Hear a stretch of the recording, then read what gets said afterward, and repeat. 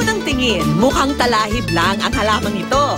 Pero kung ang talahib tinatapas para sunugin o itapon, ang mga dahon nito inaani para magbigay lasa at kakaibang aroma sa mga putahe. Ihanda na ang mga sangkap sa lutuan, magpapakitang gilas na ang mabango at malasang pandan. Tinaguri ang Asian vanilla ang pandan dahil kapag ginupit o dinikdik ang dahon nito, napapakawalan ang bango na maikukumpara raw sa amoy ng almonds at vanilla. Nakapagbibigay din ito ng distinct flavor sa pagkain, kaya patok ito sa sweet and savory dishes ng karamihan sa Southeast Asian countries. Sa Thai restaurant na to sa Makati, matitikman ang authentic chicken pandan na luto mismo ng isang Thai chef. Ang hiniwang manok, tinitimplahan muna ng special sauce bago binalutan ng dahon ng pandan. Pinasisingawan muna ito bago iprito.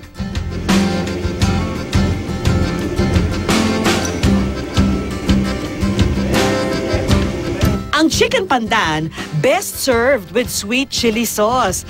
Bubusugin ka nito sa halagang 165 pesos.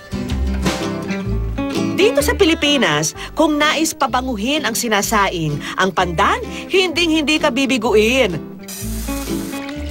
Matapos hugasan ng bigas at isalang sa lutuan, inilalagay ang mga dahon ng pandan bago ito maluto. Inihahalo rin ang dahon ng pandan sa buko juice para mabigyan ito ng refreshing taste. Pero ngayon, hindi na lang sa mga pangmeryendang inumin ito ginagamit. Patok din ito sa alcoholic cocktails. Sa Museum Cafe na ito sa Makati, isang Pinoy cocktail ang matitikman, ang Libre Me. Ang malasang sweetener na to, gawa sa pinaghalong panutsya o raw sugar at pandan na pinakuluan sa tubig. Lalagay po natin 1 ounce ng Don Papa Rum, 0.5 ng calamansi, fresh, and 0.5 din po na sinatawag natin na pandan syrup. Tatap lang po natin siya ng soda, garnish po ng fresh calamansi. Eto na, ang Libre Me na may enjoy sa halagang 125 pesos. Pero paalala lang ha, 18 years old and above lang ang maaring uminom nito. Dahil sa kakaibang sarap at halimuyak ng pandan, ang mga simpleng putahe, kayang-kaya nitong i-level up.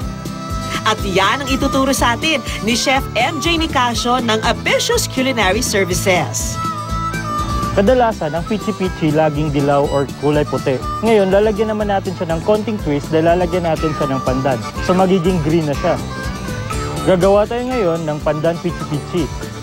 Ihanda na ang grated cassava o kamoting kahoy, asukal, tubig, niyog at dahon ng pandan.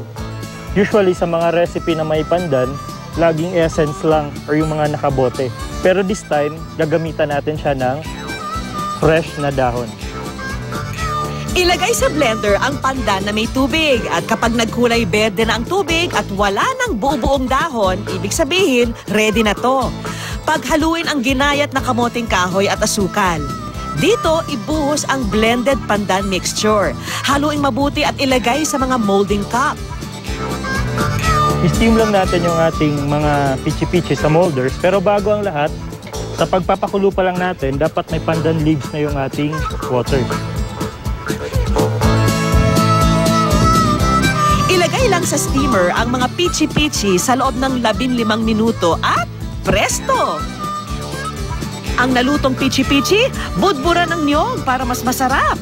160 pesos lang ang magagastos na pwedeng ma-enjoy ng 4 hanggang 6 na tao. Isang refreshing twist sa paborito nating Pinoy merienda. Para naman sa mga gusto ng mga kakaibang palaman, pwede itong next recipe na gagawin natin. Maliban sa strawberry jam o guava jam, pwede itong pandan jam. Para sa pandan jam, ihanda ang 4 na pirasong itlog, asukal, dahon ng pandan at gata. Sa blender, ilagay ang dahon ng pandan, asukal at ang mga itlog. Paandarin ang blender hanggang sa mahalong mabuti ang mga sangkap. Matapos ma-blend, salain ang mixture.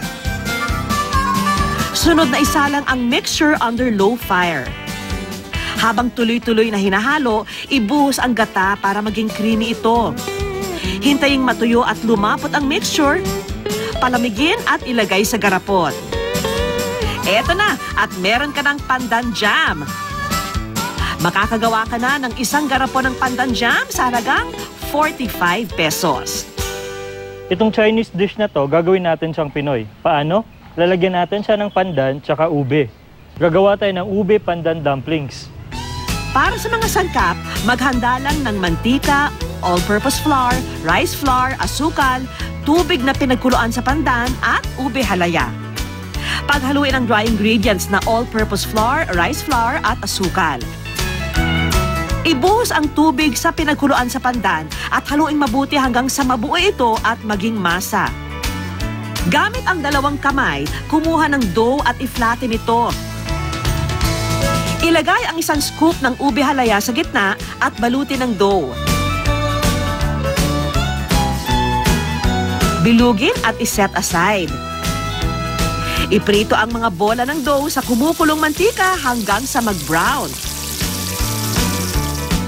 Eto na, ang ube pandan dumplings na level up version ng Chinese buchi.